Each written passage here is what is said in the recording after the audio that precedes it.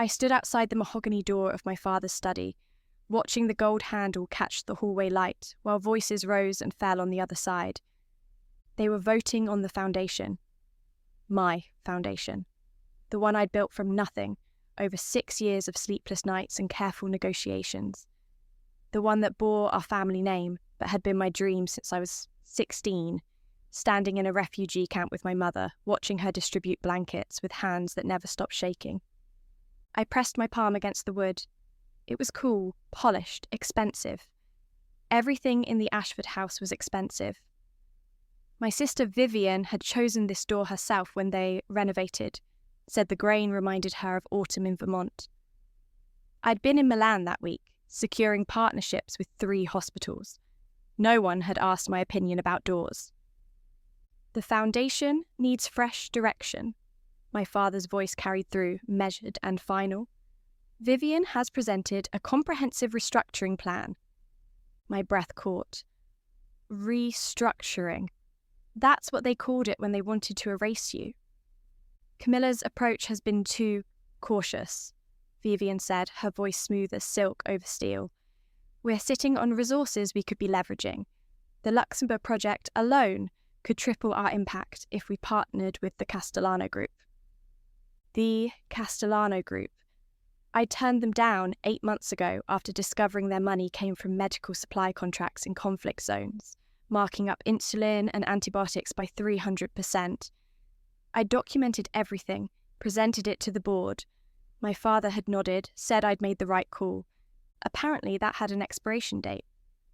Camilla's always been conservative, my mother added, quieter but no less cutting. Ever since she was young. Remember when Vivienne wanted to go to that charity gala in Paris and Camilla insisted they stay home and study? She's never understood how to balance principle with pragmatism. I had been 17. Vivienne had been 19 and failing 3 classes. The gala had been the night before her final exams. I'd offered to help her study. She'd gone to Paris anyway, failed out, and somehow I'd become the villain of that story. Let's put it to a vote, my father said. All in favour of appointing Vivienne as the new director of the Ashford Foundation, with full operational control? I waited. Someone would object. My brother Daniel, maybe. He'd helped me set up our clinic in Kenya. Or Aunt Catherine, who'd praised my work at last year's donor dinner, told me I had my grandmother's heart. I, my father said. I, my mother echoed. I. Vivienne, of course. I. Daniel's voice hit differently. Surprised me. I'd just gotten him a fellowship at Johns Hopkins. I. Aunt Catherine, apparently I'd misremembered her praise. One by one, they voted me out of my own life's work. No discussion. No chance to defend myself. They hadn't even told me there would be a vote today. I'd only found out because I'd come home early from a site visit to Tanzania, walked in on them gathering in my father's study, and been told to wait outside while they handled foundation business. Foundation business. My business. The work I'd poured myself into while they attended galas and networking dinners, while they smiled for cameras and gave interviews about family legacy that I'd actually built. I should have left then. But some stupid, childish part of me had believed they'd call me in. Ask my perspective. Remember that I'd built this from the ground up, that every partnership, every donor relationship, every successful project had my fingerprints all over it. The door opened. I stepped back. My father emerged first, already loosening his tie, ready to move on with his evening. He saw me and paused, something flickering across his face. Pity, maybe, or just inconvenience. Camilla, he said, we've made some decisions about the Foundation's future. I heard. My voice came out steadier than I felt. Through the door. You should have been in Brussels. His tone suggested this was somehow my fault for being present. Vivienne mentioned you'd extended your return. I came back early to prepare the quarterly report. It's due Monday. Vivienne will handle that now. He moved past me toward the stairs. She's taking over as director, effective immediately. We'll announce it at the gala next week. The gala. The one I'd been planning for 11 months. The one where we were supposed to unveil the new paediatric wing in Nairobi, funded by donations I'd personally secured from 23 different families. I'd spent weeks crafting each pitch, understanding what mattered to each donor, building relationships that went beyond money. Vivienne emerged next, her heels clicking against the hardwood. She'd worn her Chanel suit, the burgundy one that photographed well. She'd known this was happening, had probably spent the morning planning what to wear for her victory. "Miller," she said, using the nickname she knew I hated. "Don't take this personally. It's just business." Business. She turned my life into a business decision. "The Castellano deal," I said. "You're going to take it." "Of course," she smiled. "It's a good opportunity. They're war profiteers. They're investors with capital." She adjusted her purse on her shoulder. "You've always been so black and white. The world doesn't work that way." "The world works exactly that way," I said. "You just prefer not to see it." Her smile tightened. "This is why Dad chose me. You're too rigid, too idealistic. The foundation needs someone who can make practical decisions." "Practical," I repeated. "Is that what we're calling it?" My mother appeared in the doorway, saw us, and looked away. Just looked away. Like I was something embarrassing she'd rather not acknowledge. Like my presence was an inconvenience in her perfectly managed life. Daniel came out last, couldn't meet my eyes. "Cam, it's not personal. We all agreed, You all agreed," I said, without me, about my work. "It's the family's work," he said. "The family's foundation. I built it. We funded it. Money. That's all it came down to. They'd given money, so they owned everything. My time, my effort, my relationships, my vision. None of that mattered against their checkbook." I walked.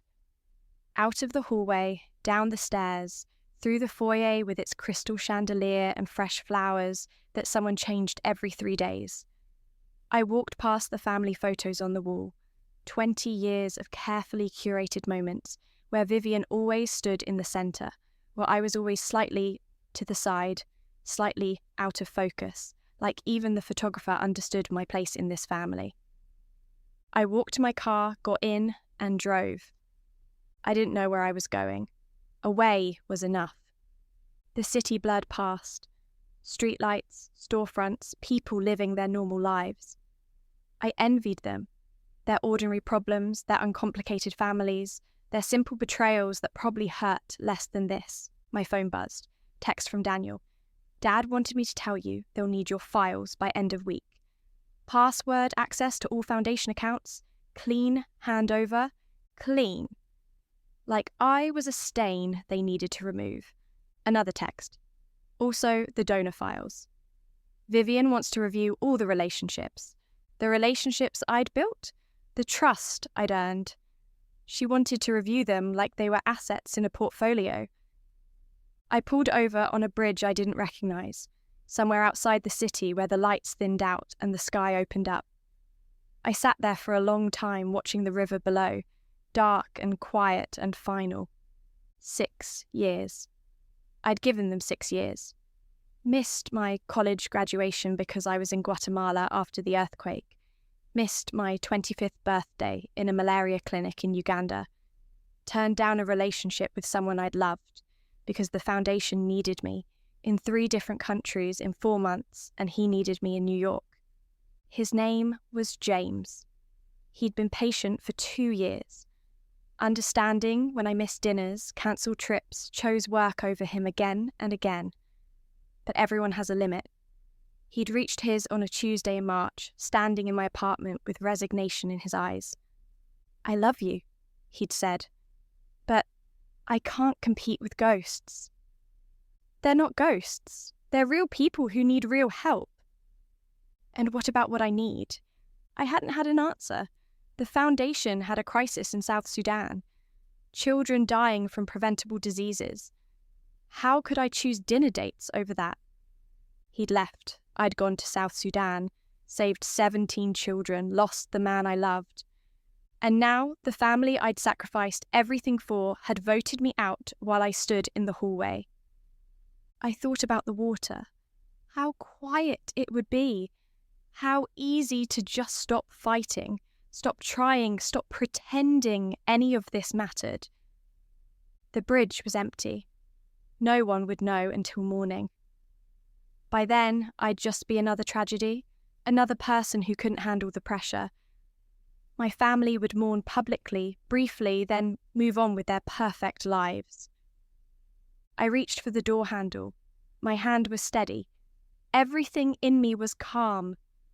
This was the right choice, the only choice. What was the point of continuing? They'd taken everything that mattered. My phone buzzed again. I almost ignored it, but something made me look. Email from Dr. Omondi in Kenya. Subject line: Amara walked today. I opened it. There was a video. A little girl, 7 years old, taking her first steps after surgery we'd funded. She was laughing, her mother crying beside her. Dr. Omondi had written, "Because of you. Because you didn't give up. Because you fought for funding when everyone said it was too expensive. Because you believed in impossible things. Thank you, Camilla, thank you for giving this family their miracle." I watched it 3 times, watched Amara's face light up with joy, watched her take those wobbly, determined steps, watched her mother's hands cover her mouth, tears streaming down her face. Then I put my phone down, pressed my forehead against the steering wheel, and cried. Not quiet tears. The ugly kind. The kind that come from somewhere deep and broken. The kind that tear through you and leave you empty. When I was done, I was hollow. But something in that hollow space was different. Clear. I had built something real, something that mattered, and whether my family recognized it or not didn't change the fact that it existed, that Amara was walking, that 17 children in South Sudan were alive, that families in Guatemala had shelter and families in Uganda had medicine. That had value, even if the Ashfords couldn't see it. I started the car and drove home, not to my family's house, to my apartment, the small 1-bedroom I kept in the city, the one I rarely used because I was always travelling, the one that was mine. I didn't sleep. I sat at my kitchen table and went through everything. Every file, every contact, every piece of work I'd built. The donor database I'd created from scratch, the partnership agreements I'd negotiated, the project proposals I'd written at 3 a.m, fueled by coffee and conviction. All of it was technically the foundation's property. But the relationships, the trust, the goodwill, those were mine. Built on my integrity, my follow-through, my genuine care for the work. Vivienne could have the files, but she couldn't have what made them matter. By morning, I had a plan. I would give them what they wanted. I would hand over the foundation files, smile at the gala, and let Vivienne have her moment. And then I would disappear. Not dramatically, not with bridges and rivers and permanent solutions. Just quietly, completely out of their lives. I had money I'd saved. Not much, but enough. I'd lived simply, spent most of my salary on supplementing foundation projects that were underfunded. I had contacts in 40 countries who knew my work, not my name. I could start over somewhere they'd never think to look. I began packing that afternoon. Not everything, just what mattered. My grandmother's journals, she'd been a nurse in World War II, had written about helping people when the world was ending. My medical supplies from fieldwork. Clothes that were practical instead of pretty. Books that had shaped my thinking. I left behind everything they'd given me. The designer clothes my mother insisted I wear to donor dinners. The jewellery for galas. The expensive handbag that cost more than a month's worth of medicine in Uganda. None of it was mine, not really, just props in their performance of family. The gala was Friday. I put on a black dress, simple and forgettable. I arrived exactly on time, smiled at exactly the right people, and said exactly nothing of substance. Vivienne gave a speech about vision and innovation. She talked about taking the foundation to the next level, about strategic partnerships and maximizing impact. Buzzwords, empty phrases. She'd memorized them well, but understood nothing. My father introduced her as the new heart of the Ashford Foundation. My mother beamed in the front row, dabbing at her eyes like she was watching something beautiful instead of a hostile takeover. I stood in the back and watched donors I'd cultivated for years applaud politely. Some of them caught my eye, confusion, questions, but they were too polite to ask. Mrs. Henderson, who'd funded the Nairobi paediatric wing because I'd spent 3 months visiting her every week after her husband died, talking to her about his love of medicine and his hope that their wealth would help children. She looked at me with concern. I smiled, nodded. Everything's fine. She didn't believe me, but she didn't push. I slipped out during dessert. No one noticed. I'd perfected the art of being invisible in this family. By Sunday, I was gone. I didn't leave a note, didn't tell anyone where I was going, just ceased to exist in their world as cleanly as they'd erased me from mine. I went to Kerala first, a small clinic that needed help setting up their record system. Then Bangladesh, where they needed someone to train village health workers. Cambodia, where they needed grant writing support. I took consulting projects under a different name, Elena Ross. Simple, generic, forgettable, the kind of name that didn't carry baggage or expectations. I helped set up clinics, train staff, secure funding from sources that actually cared about ethics. I worked with organisations that measured success in lives improved, not press releases generated. And slowly, painfully, I rebuilt myself. Not the Camilla who'd stood outside that door. Not the daughter who'd believed family meant belonging. Not the girl who'd thought sacrifice would earn love. Someone new, someone stronger, someone who chose herself. Months passed, then a year. I didn't contact anyone from before, deleted my old email, changed my number, let myself become someone new. When colleagues asked about my background, I gave them the basics. Grew up on the East Coast, studied international development, always wanted to help. No one pressed for details. In this work, people understood that everyone had their reasons for being here. Some were running from something, some were running towards something, most were both. I was both. And then I died. It was stupid, really. A routine visit to a village clinic in northern Thailand. Monsoon season, roads washed out. We took a shortcut through the hills. The driver was experienced, careful. But the mud was unpredictable. I remember the truck sliding, the way time stretched and compressed simultaneously. The moment when I understood what was happening, that calm certainty that this was it. The moment of impact, sharp and total. Pain, darkness, nothing. Then, everything. I woke up in my childhood bedroom, sunlight streaming through curtains I'd chosen when I was 14. Pink curtains. I'd hated them even then, but my mother had said they were age-appropriate, and that had been that. I sat up slowly. My hands were smaller. My body felt different, lighter, undefined. The way you feel at 17 when you're still growing into yourself. The clock on my nightstand read 7:47 a.m. The date display said May 19th. 10 years ago, I was 17 again. The realization came slowly, then all at once. I stood carefully, crossed to the mirror. My face looked back at me younger, unformed, still soft with teenage uncertainty. But my eyes were different, older, knowing. I remembered everything, every moment, every betrayal, every choice that had led me to that bridge, to that decision to disappear, to that truck in Thailand. And I remembered dying. The door burst open. Vivienne, 19, and effortlessly beautiful, even in pajamas, leaned against the frame. "Mum says breakfast is ready," she announced, "and you need to help me study for finals. I'm totally bombing physics." In my first life, I'd spent the entire day helping her, made flashcards, explained concepts 15 different ways, even took her practice test for her when she claimed she was too stressed. She'd absorbed nothing, complained the whole time, then accused me of not explaining well enough when she failed anyway. Then she'd gone to Paris. "Can't," I said.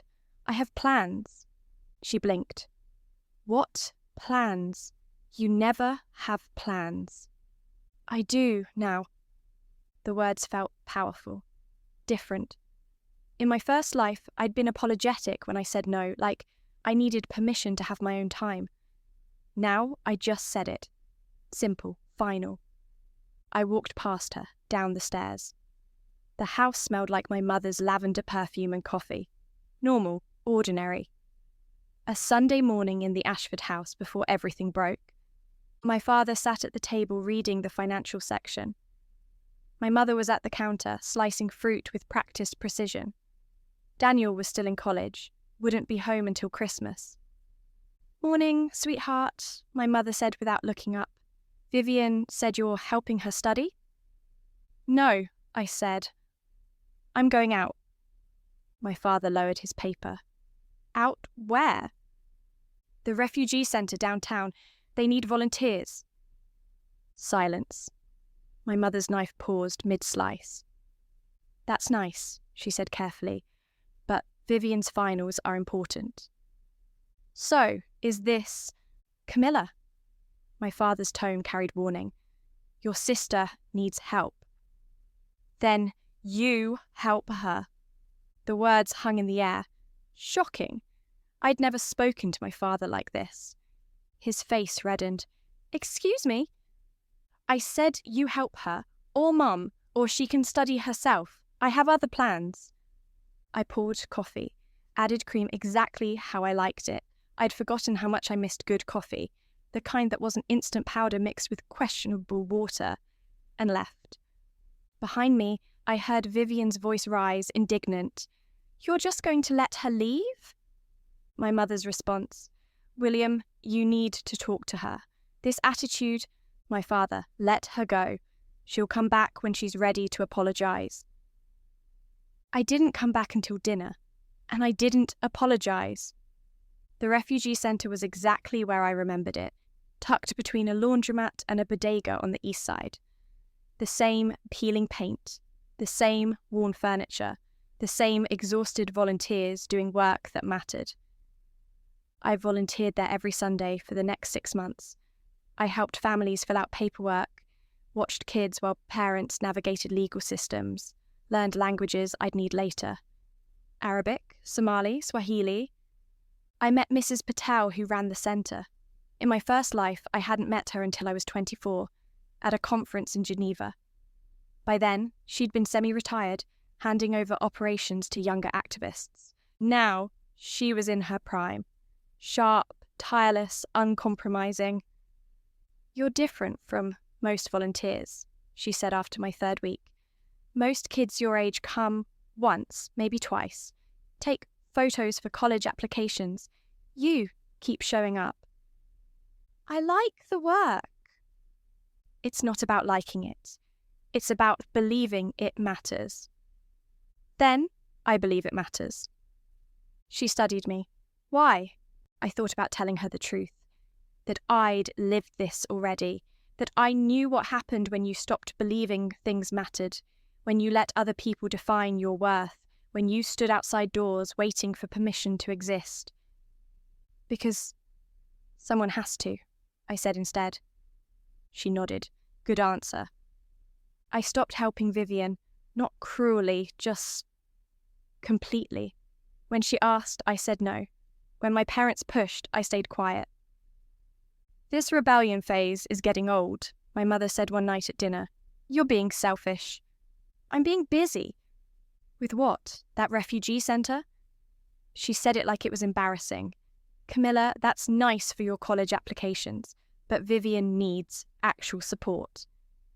Vivienne is 19. She can support herself. Don't be difficult. I looked at her. Really looked. Saw the woman who would stand in that study 10 years from now and vote me out of my own life. The woman who would look away in the hallway like I was something shameful. I'm not being difficult, I said. I'm being clear. Vivienne's education is not my responsibility. My father slammed his hand on the table. You will not speak to your mother that way. I wasn't speaking to her anyway. I was stating a fact. Go to your room. I was 17. He could still send me to my room, but I wouldn't be 17 forever. I went. Vivienne failed her finals, moved back home, started working at my father's company in brand management, which meant she attended events and looked beautiful and made no actual decisions. My parents were distraught. How could this have happened? What went wrong? They never once considered that maybe enabling her had been the problem, that doing everything for her had taught her to do nothing for herself. I focused on school, graduated top of my class, got into Harvard on my own merit, not my name, studied international development and public health. I chose my classes carefully. Everything I wished I'd known in my first life: non-profit management, grant writing, medical ethics, languages. I dated occasionally, nothing serious. I'd learned that lesson with James. Some hearts don't heal enough to trust again, not fully. But I had friends, real ones, people who liked me for who I was, not what I could do for them. My parents barely noticed.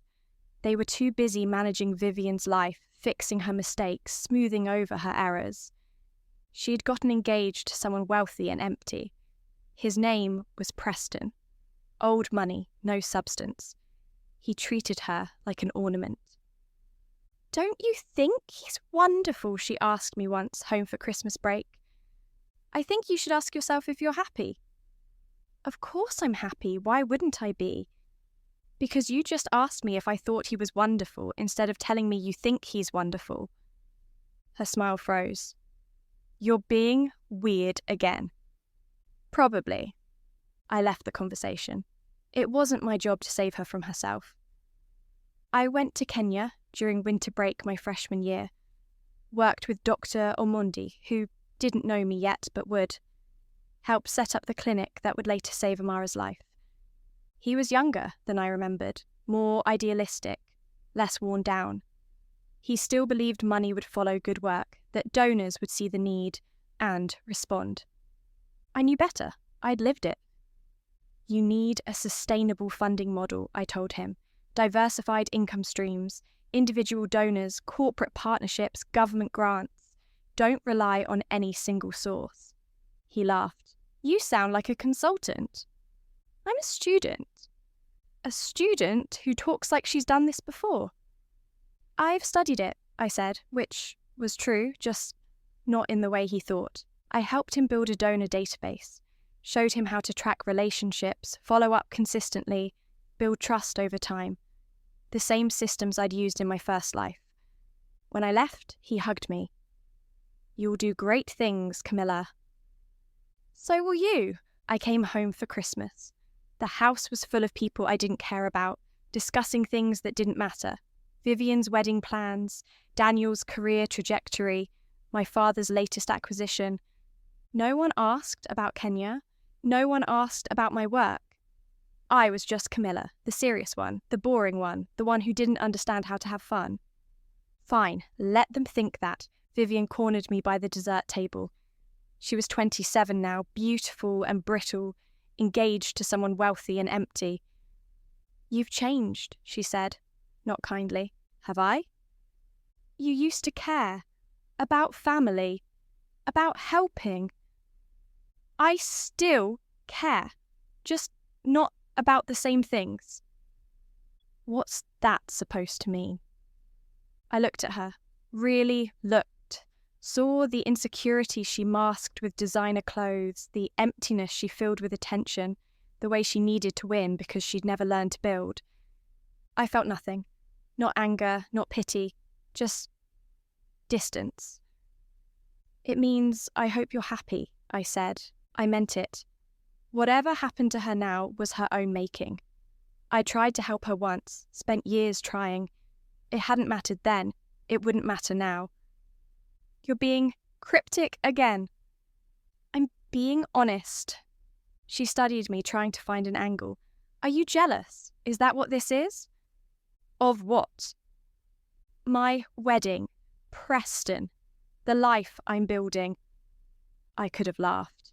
Instead, I just smiled. Vivienne, I genuinely hope you get everything you deserve. The ambiguity of that statement escaped her. She smiled back, satisfied. Thank you. That's actually really sweet.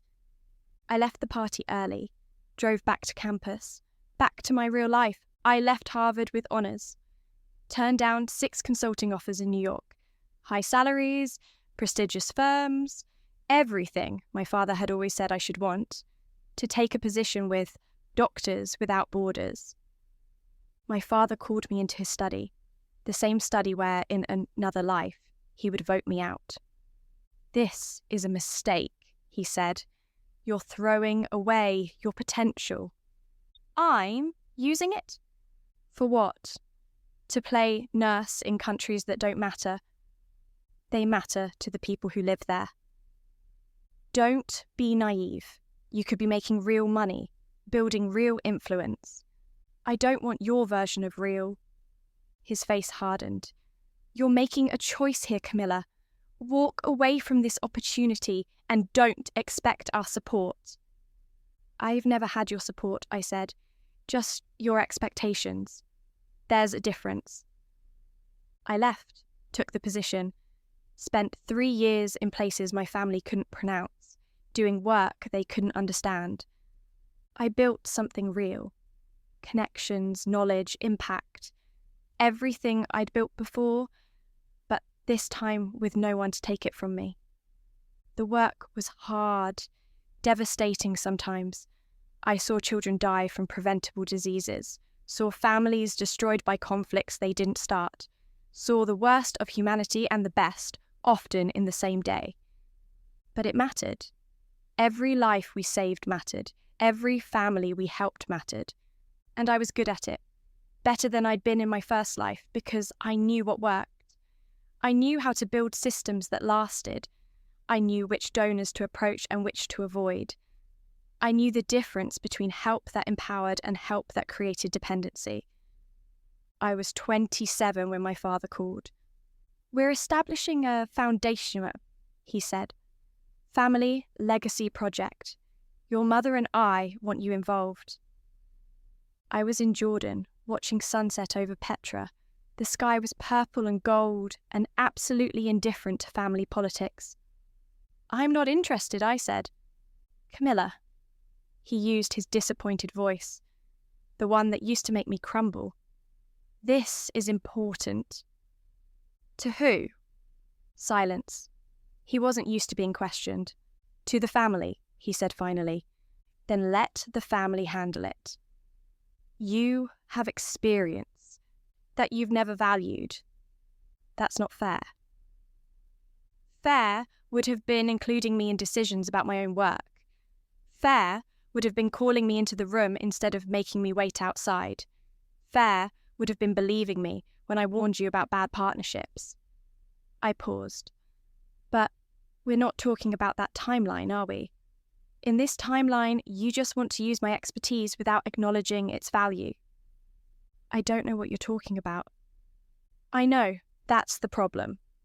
I hung up. He called back twice. I didn't answer. My mother tried next, left a voicemail about duty and legacy and how much they'd sacrificed for us. I listened to the whole thing this time. Heard the entitlement in every word, the assumption that their money meant ownership of our lives. I deleted it. Vivienne sent an email. Long, rambling, guilt-soaked. How could I abandon them? How could I be so selfish? Didn't I understand what family meant? I wrote back this time. Just one line. I understand exactly what family means. That's why I'm saying no. She didn't respond. They established the foundation without me, named it Ashford Legacy. Vivienne became director, of course she did. My father funded it. My mother managed the social aspects. I heard about it through colleagues, heard about their partnership with the Castellano Group, heard about the press releases promising revolutionary change. I heard about the scandals 2 years later when investigative journalists uncovered the supply chain issues, the marked-up medications, the profiteering in conflict zones, everything I'd warned them about in another life. The foundation collapsed. My father paid settlements. Vivienne resigned in disgrace. I was in Morocco when the news broke. Someone forwarded me the article with a note. Wasn't this your family's foundation? I read it once, then went back to work. There was satisfaction in it, I won't lie, not joy.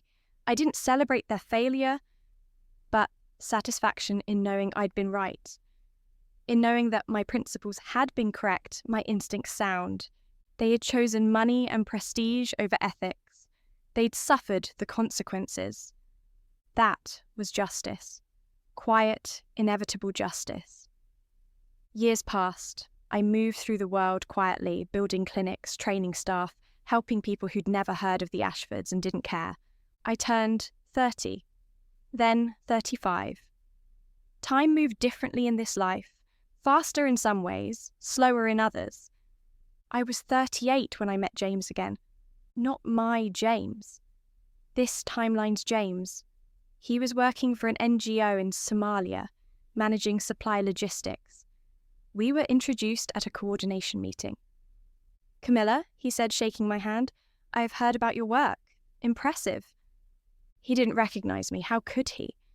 In this timeline, we'd never met, never fallen in love, never broken each other's hearts. "Thank you," I said. We worked together for 6 months.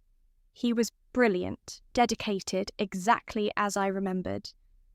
And I felt nothing, not because the feeling had died, but because it had never been born. This wasn't my James, just someone who looked like him, sounded like him, had his mannerisms and his laugh. But the history wasn't there. The foundation was missing. I understood then what I'd given up. By changing my timeline, I'd lost the possibility of him, of us. It was the right choice. I'd choose it again, but that didn't mean it didn't hurt. He asked me to dinner once, professional, collegial. I said yes. We talked about work, about the challenges of humanitarian aid in conflict zones, about the balance between immediate relief and sustainable development. It was a good conversation, easy, intelligent, and completely hollow. "I should go," I said when dinner ended. "Of course. Early meeting?" Something like that. I never pursued it, never let it become more. Some ghosts were meant to stay ghosts. I was 43 when I received the invitation. A medical conference in New York. They wanted me to speak about field hospital systems in crisis zones. I almost declined, but the venue was Columbia Presbyterian, where Dr. Ramondi was doing a fellowship. I hadn't seen him in person for 2 years. I went. The conference was exactly what I expected. Academics and administrators, too much theory, not enough practice. I gave my talk, answered questions, and slipped away during the reception. I found Dr. Ramondi in the research wing, reviewing patient charts. "Eleanor," he said, using the name I'd kept. He'd never asked why I'd changed it. Just accepted it, the way he accepted most things. "You came." "Wouldn't miss it." We talked about Amara. She was 20 now, in medical school. Top of her class. Wanted to specialise in orthopaedic surgery. "Because of you," Dr. Ramondi said. "Because you didn't give up on her. You funded it. You made it possible." I shrugged. "Money's just money. You did the work." We both did the work. That's why it mattered. We were walking back through the hospital corridor when I saw them. My family, all of them. My father in his expensive suit, older now, moving more carefully. My mother clutching her designer bag, her hair more grey than I remembered. Vivienne, older now, thinner, harder around the edges. Daniel, who I barely recognised, successful in whatever he'd chosen. They were visiting someone. A patient, maybe. Someone important enough to warrant a family visit. They didn't see me. I'd changed enough. Different hair, different clothes, different life in my eyes. But more than that, they weren't looking. People like them never looked at people like me. The workers, the helpers, the ones who built instead of owned. I watched them pause at a directory, arguing quietly about which floor. My mother looked tired. My father looked old. Vivienne looked lost. Daniel glanced my direction. For a moment, I thought he recognised me. His eyes caught mine, held. Something flickered there. Confusion, maybe, or recognition. Then he looked away. I kept walking. Dr. Ramondi noticed. Old acquaintances? Old life, I said. Do you miss it? I thought about that, about the girl who'd stood outside the study door, waiting for them to choose her, about the woman who'd built a foundation they'd stolen, about the person I'd been when I believed family meant belonging. No, I said, I miss who I thought they were, but I don't miss them. We reached the exit. Outside, the city was loud and bright and indifferent. New York in autumn, my favourite time of year. Coffee? Dr. Ormonde asked. Coffee, I agreed. We walked into the evening, talking about the next clinic, the next project, the next life we might save. Behind me, my family navigated their complicated emotions in air-conditioned hallways, probably discussing whatever crisis had brought them together, probably not thinking about the daughter and sister who'd disappeared from their lives. I didn't look back, not because I was bitter, but because there was nothing behind me worth seeing. 3 months later, I received a letter. Physical mail forwarded through 7 addresses before it found me in Bangladesh, where I was training midwives in a rural clinic. My mother's handwriting. I almost threw it away unread. But curiosity won. I opened it. Camilla, I don't know if this will reach you. I don't know if you'll read it. But I need to try. Your father had a stroke. He's recovering, but it's changed things. Made us think about time, about choices, about what matters. We've been looking for you for years. Hired investigators, called everyone we could think of. You disappeared so completely, like you never existed. Vivienne told us what happened. The vote, the foundation. She said you were outside the door. I don't remember it that way, but she's probably right. She usually is about these things. We made mistakes. I made mistakes. I saw what I wanted to see, believed what was easier to believe. Vivienne needed so much help, and you never seemed to need anything. You were always so capable, so independent. That's not an excuse, just an explanation. If you get this, please come home, even just to talk. Your father asks about you, wants to see you, wants to apologise. We all do. Mum. I read it twice. Then I folded it carefully, put it in my desk drawer, and went back to work. I didn't respond. The thing about apologies is they require audience. They require the person who was hurt to witness the regret, to validate the growth, to grant forgiveness. I wasn't interested in being anyone's audience. They wanted to apologise because it would make them feel better. Because my father's stroke had reminded them of mortality, and they wanted to clear their conscience before death. But their conscience wasn't my responsibility. 2 weeks later, another letter. This one from Vivienne. Miller, Mum said she wrote you. I don't know if you got it. I don't know if you're reading this. I don't know what to say except I'm sorry. I took everything from you. That foundation, the respect, the family. I knew what I was doing. I told myself it was business, but it wasn't. It was jealousy. You were always better than me. Smarter, kinder, more genuine. Everyone could see it except Mum and Dad. Or maybe they could see it, and that's why they protected me more. Because you didn't need protecting. But that's not fair, is it? Everyone needs something. The foundation failed. You probably heard. We partnered with people you'd warned us about, made decisions you would have questioned. Everything fell apart exactly the way you said it would. Dad lost a lot of money. More than that, he lost credibility. The Ashford name means something different now. I see it when I meet people, the way they look at us. Polite but distant, like we're tainted. You were right about everything. I don't expect forgiveness. I don't deserve it. But I wanted you to know. I'm sorry for taking your work. I'm sorry for taking your place. I'm sorry for being too weak to build my own life instead of stealing yours. If you come home, I'll be gone.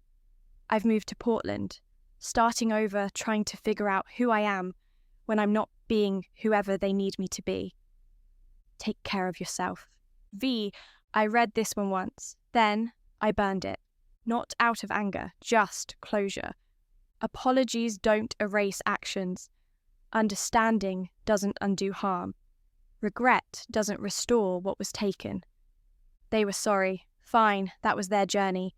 But my journey didn't require their participation. I stayed where I was, kept building what mattered. Years folded into each other. I turned 45 in Tanzania, 50 in Cambodia, 55 in Jordan. Time moved forward. I moved with it. Dr. Omondi retired at 68, handed his clinic over to Amara. She ran it brilliantly, expanded it into 3 countries, trained hundreds of doctors. She married a teacher, had 2 children, lived a life of purpose and joy. You remind me of someone, I told her once, visiting the clinic on its 20th anniversary. Who? Someone I used to be. She laughed. That doesn't make sense. It does if you've lived twice. She didn't ask what I meant, just squeezed my hand and went back to work. Smart woman. Knew when to leave mysteries alone. I received one final letter when I was 58, years after the others. My father had died. The funeral was private. They'd respected his wishes to keep it small. Daniel wrote it. Simple, factual, empty of pressure. I thought you should know, not because you need to come, but because you deserve to be told. Dad asked about you at the end, wanted to know if we'd found you. We told him we hadn't. He said, "Tell her I'm sorry. Tell her she was right." I don't know if that matters to you, but I'm passing it on. Take care, Camilla. Daniel. I read it standing in my kitchen in Portugal. I'd bought a small house there, overlooking the ocean. Retired from field work, but still consulting remotely. I thought about my father, about the man who'd once lifted me onto his shoulders at the zoo, told me I could do anything, about the man who'd voted me out of my life's work without calling me into the room. Both were true. People are complicated.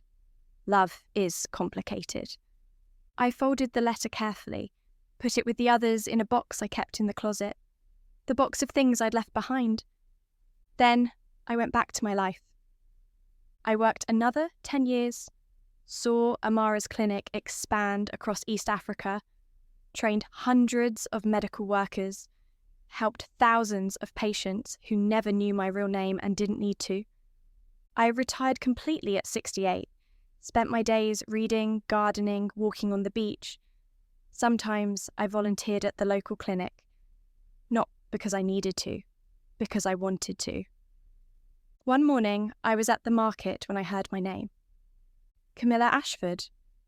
I turned, an older woman, elegant in that effortless European way, silver hair, expensive clothes worn casually. "I'm sorry," I said. "You must have me confused with someone else." No, she smiled. I'd recognise you anywhere. I'm Catherine Morris, your aunt. Aunt Catherine, the one who'd voted with them. We were both old now. Time had done its work. I'm Elena Ross, I said. Of course. Her smile didn't fade. Eleanor, then? Do you have time for coffee? I should have said no, should have walked away. But I was curious, and old enough not to care if curiosity killed me. We sat at a cafe overlooking the water. She ordered espresso. I ordered tea. You look well, she said. I am. Happy? Yes. She nodded slowly. Good. That's good. We sat in silence for a moment.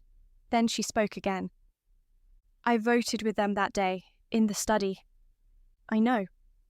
I regretted it, immediately. But by the time I said something, you were gone. Would it have mattered? She considered this.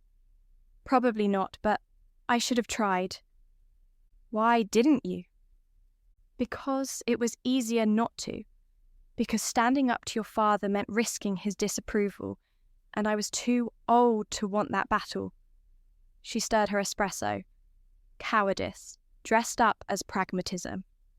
I said nothing. They looked for you, she continued. How? For years. Your mother especially. She never forgave herself. She shouldn't have needed to look. She should have called me into the room. You're right. Catherine met my eyes. You were always right. That was part of the problem. You made it look so easy, being good, being principled. We forgot that it wasn't easy for you either, that you were making sacrifices we couldn't see. I wasn't asking for credit. I know, you were just asking to be included. The words hung between us, true and terrible. I'm glad you found this, Catherine said finally, gesturing at the ocean, the market, the life I'd built. I'm glad you got free. Thank you. Do you ever think about coming back? No. Not even... No. She nodded, understood. Your mother died last year. Pneumonia. It was quick.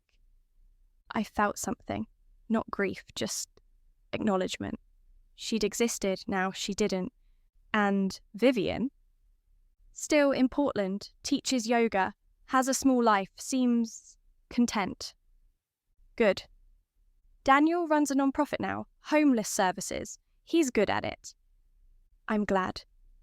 Catherine studied me. You really don't care, do you? I care that they're alive and relatively well. Beyond that, I shrugged. They're strangers who share my blood, nothing more. That's sad.